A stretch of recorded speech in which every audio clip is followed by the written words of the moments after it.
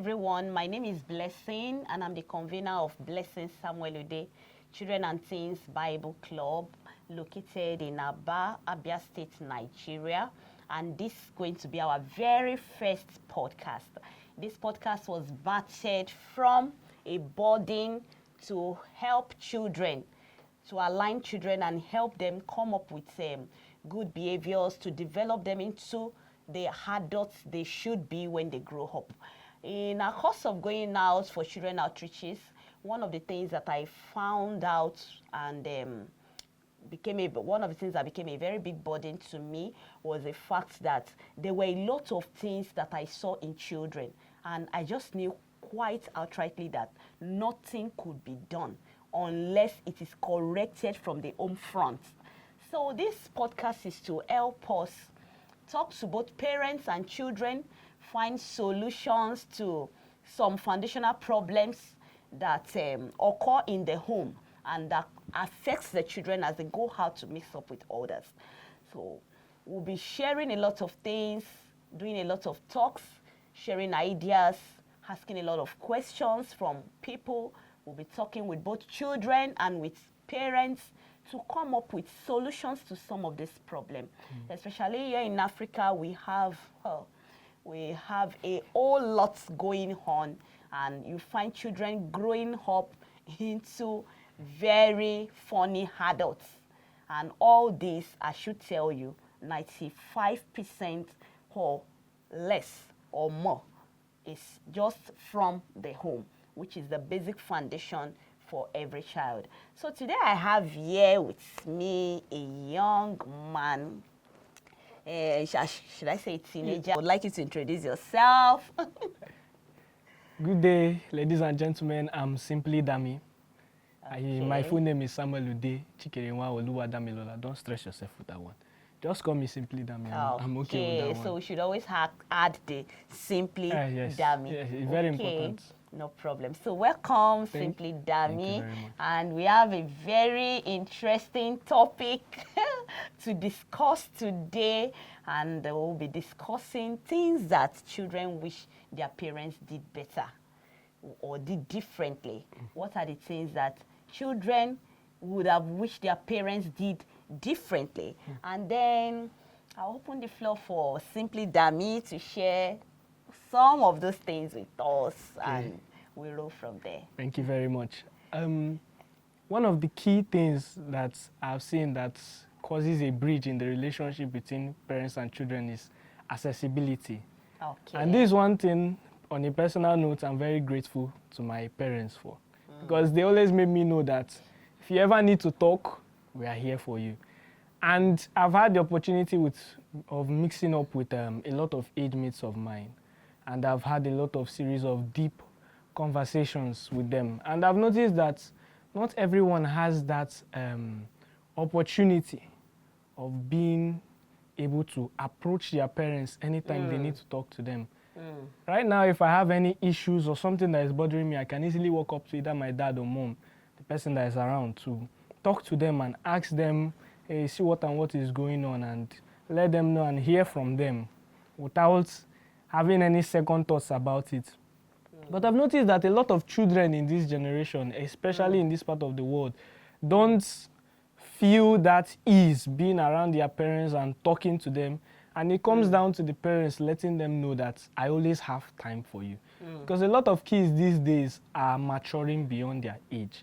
We have a lot of children that are adults now. Why? Because they are thinking like adults.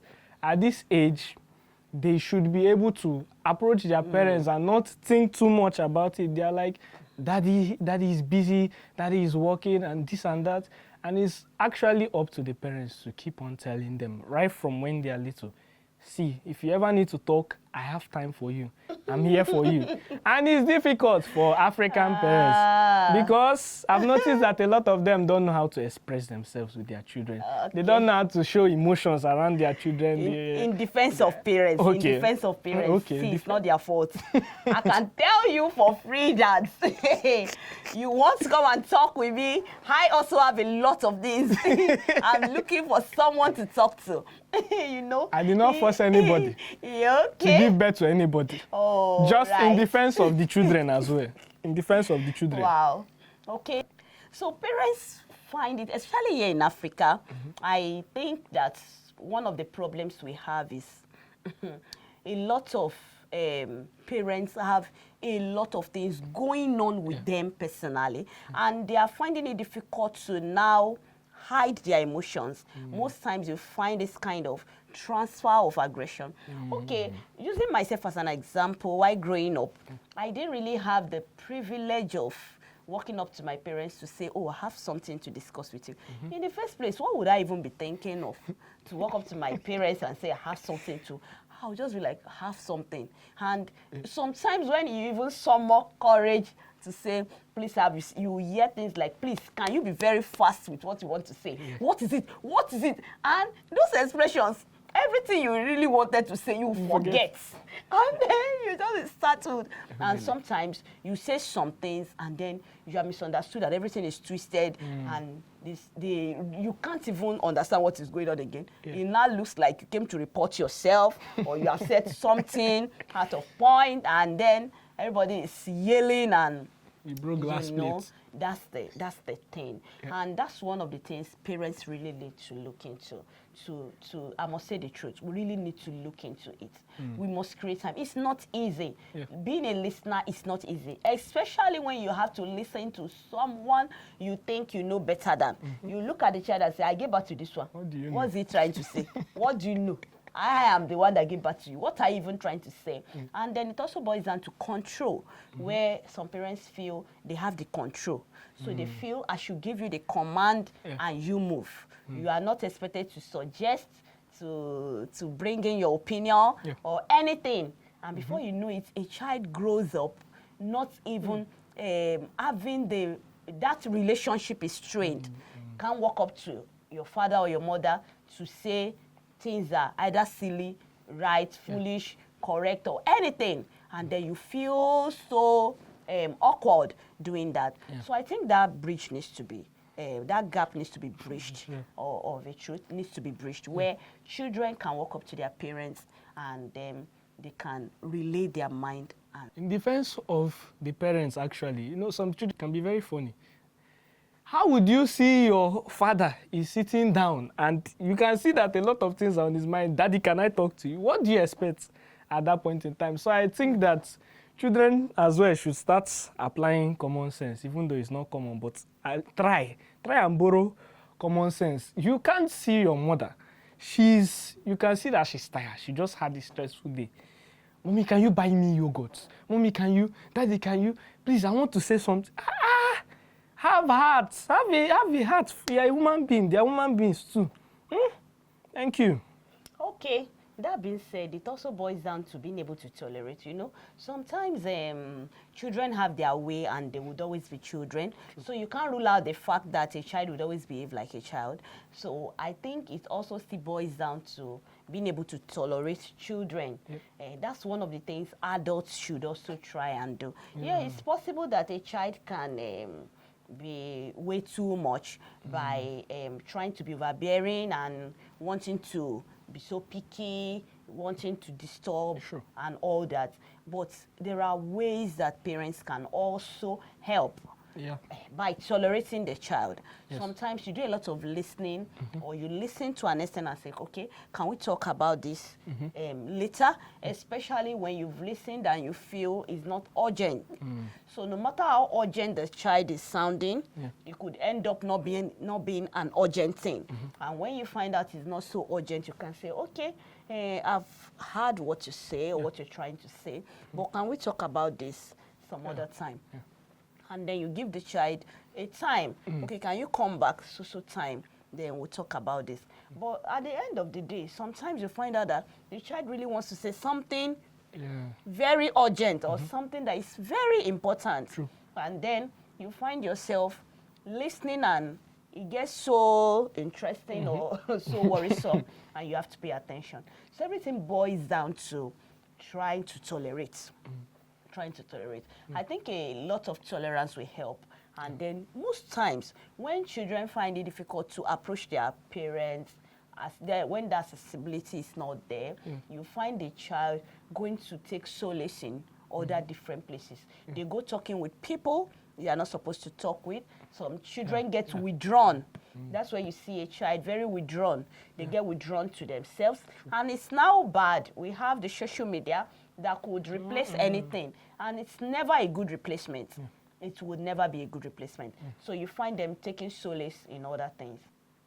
All right. Mommy, earlier you mentioned something about control, and I took note of it. I said we are going to come back to it. Okay. A lot of parents love to control their children. In a bad way, you know, control is very good. Every child needs supervision to a very large extent because they are not capable of doing a lot of things and making a lot of decisions on their own. Where the problem comes in is when you start imposing what you feel is right for them on them. Sometimes it's good to let them make mistakes so that they can learn from that experience. Sometimes it's good to drop an advice, but forcing them, Father Lord. This comes especially when children are trying to pick a course to study in university. In this part of the country, it happens way too much. I can count 1, 2, 3, or 4 people I know that are going into medicine and surgery because my mommy said, my daddy said, and you can look at the person, you know, their heart is not there. Maybe they are not capable of this, or they are better off doing somewhere. And you see most of these children, when they get there to university, they might miss their way, meet bad people, get influenced, or even drop out of school out of frustration. It's very possible. So forceful imposition of your will on your children should be, each parent should just take note of it. It's not good. Okay. Oh, this control thing is, I think, one of the things we really don't talk about in Africa. Is way so bad. It's so bad. And one of the things that I think causes this is when the parents, not every time, but from my experience, I think it has to do with when a parent feels like there's something they would have loved to achieve, and then they want to try to achieve it via or through their children. Or probably out of a competitive spirit, you have seen your colleagues, your friends, your neighbors, your relatives, and their children in a particular line of profession and all that. And you feel you admire it, and then you want it. And rather than find a way to see if your children can fit in, you want to impose it. So it's one of the things that parents should really do differently. This aspect of trying to force or control their children's ambitions and what they really want for themselves.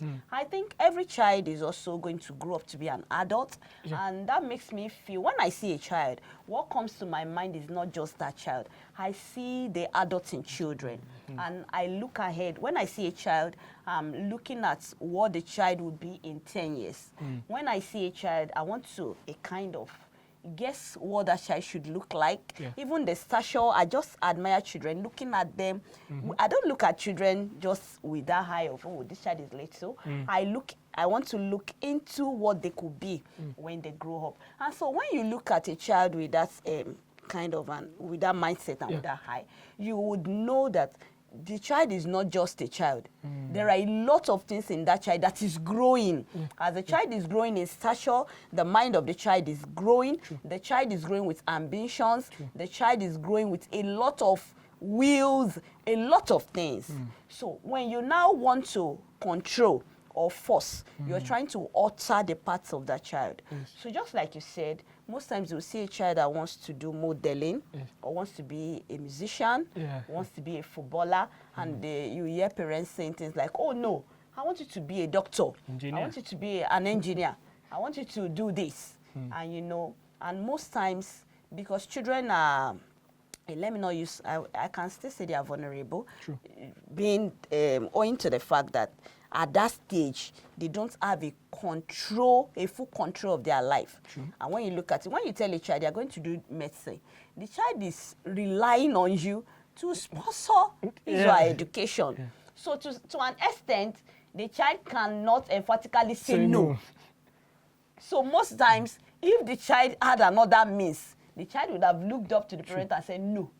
I'll do this myself.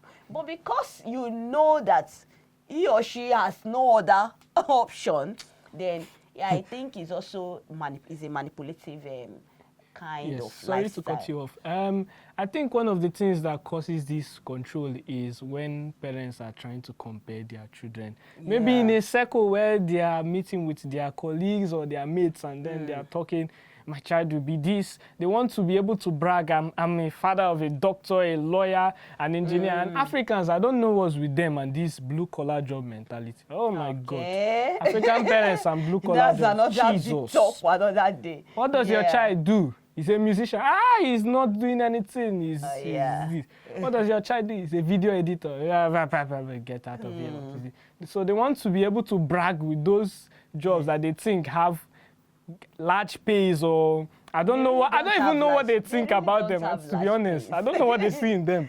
They just like them. So that's, and it makes them to be comparing their children. Can't you see this person? His sons, all his sons are this, they are that. Oh my God, please relax. Not minding what the ability of that child is, or what the child really wants to do. Okay, and that's one of the things that we should look into as parents. We should try, I think we really need to adjust that aspect. It's very, very important. Don't impose your will on your children. You can always dialogue, and that comes to where we talked about accessibility. Because if they were able to dialogue, if the child could walk up to the parent and discuss some of these things, you know, those controls would have been, you know, you can walk up to your father and say, I want to be a nurse. And your father will look at you and say, no, you would have been better off being a doctor or being an engineer. And then you listen to his own point of view. And at the end of the day, you can as well agree with what he has said. So I think that dialogue of a thing is one of the major problems, where a child is not even given the room at all to voice how their opinion, or to voice how, or to say what they really want for their lives. And the parent just wants to put everything on the child and say, go and do this, that's what I want. And then leaves the child stranded, most times or most times frustrated. Most times they now fail on what you think they should do, because that's not what they really want to do. Maybe out of depression, out of now building up a nonchalant attitude or something, they now fail on it. So I think that control of a thing, it comes hand in hand with that accessibility, where children can access their parents, and where parents also learn to allow the children to have some little opinion about what they want for their lives. Another thing I've noticed is that children don't usually know how their parents feel about them. This one happens to me too. Sometimes I just sit back and think, what do these people really think about me? Because sometimes I feel like I'm getting mixed reactions. Am I doing well, Abi? I'm not doing well. So I think parents need to be more clear about that. Okay, to say you are doing well. Yes. You are not doing well. You are doing well is so that when you say you are not doing well, the child can actually know that, okay, I'm getting this right, but I need to work on this. But if what they are hearing more is, you are not doing well. You're not doing well. You're not doing well. This. So what about the time you are doing well? Exactly. So when you are doing well, you are not even sure if you're actually helping. Here in Africa, parents are a kind of egoistical. Yes, a kind of. No, it's more than that. It's just a kind of. There's this feeling of, I get back to you, and then parents actually see the good. Most times they see the good, and privately admire the good. Oh, this child is doing well. And then they feel he's doing well. That aspect is fine. And then the aspect is not doing well. Let's shout and let's talk so he can do well. But I think I am at least agreeing with you on that we really need to, let me put myself in that circle, because I need to be truthful to myself. We really need to work on that. We really need to. So when a child does well, and one of the things I picked from what you just said is, when you praise a child for what he or she has done well, when you now correct or scold, the child can differentiate and know, oh, actually, I didn't do well on this. Because when I did well on this, they made me know I did well. Yes. So I think I picked that, and that's very, very noteworthy to always give that applause. Yeah. I think parents will do better. Talking on behalf of parents, I know as many as are watching this, they will do better. My people, I hope I represented you guys well. I'm very sure I've said a lot of things that are on your mind. Don't worry. Don't mention. You try. You try. Yes. Okay. So what are other things you think parents wish their children wish their parents did better? Okay. Because for me, if you ask me, one of the things that children would have wanted their parents to do better is to protect their interests. A lot of parents don't protect the interests of their children. And I give you a very common example. You know, there's this experience I had some time ago. There's this experience I had something when I was growing up. Someone walked up to my mom to report me, and it was so simple. He said, "Your daughter is very rude. She doesn't greet." Say, I have seen her severally. She doesn't greet adults. She just walks past an adult and she's not courteous. He used that statement. She's rude. And you know, I remembered my mom standing up to my defense, and she said, no, my daughter is not rude. She would always greet her elders. Yeah. Probably she greeted you and you didn't hear, or you greeted her and she didn't know you were greeting her, but she would always greet. And then after that discussion, she came back to ask me and said, did you see so person? I said, yes, I saw him. Did you greet him? I said, I don't know if I greeted him. I just walked past him, but I wasn't really paying attention to him. And she told me that, he told me that you don't always greet. I said, no, I do greet, but probably this particular time, I did not greet. You know, I'm just citing this as an example. Parents should learn to defend their children. It doesn't mean you are covering your child. Here in Africa, you find situations where a parent walks into the home or somewhere and a stranger or a neighbor or someone comes around to say, your son did this, your daughter did this. And you will see the parent bounce on the child and say, oh, you did it. And sometimes it could get so aggressive. And then you see them beating the child or verbally abusing the child and all that. And there would be no space for the child to even explain if he or she ever did it.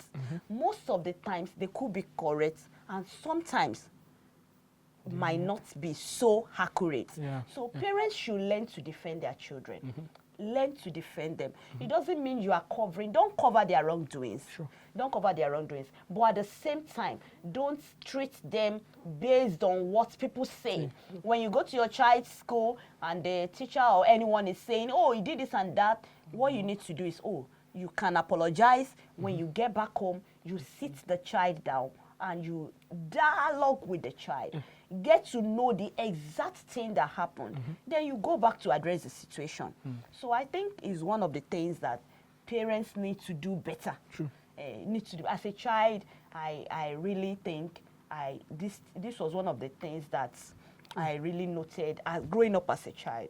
And I know how it's affected me, both negatively and positively.